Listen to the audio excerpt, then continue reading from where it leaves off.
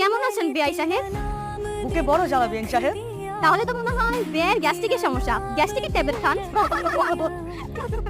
এই ব্যথা ট্যাবলেটে যাবে না বিআইন সাহেব।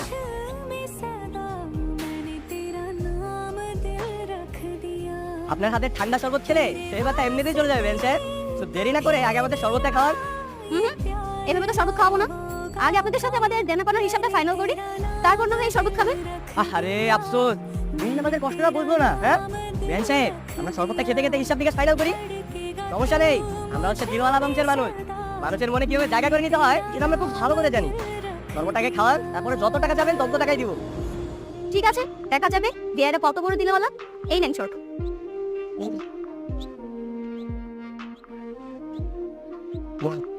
ঠিক আছে, এখন বলুন আপনাদের গেটের ভাড়া কত? 1 লক্ষ টাকা। ছি ছি,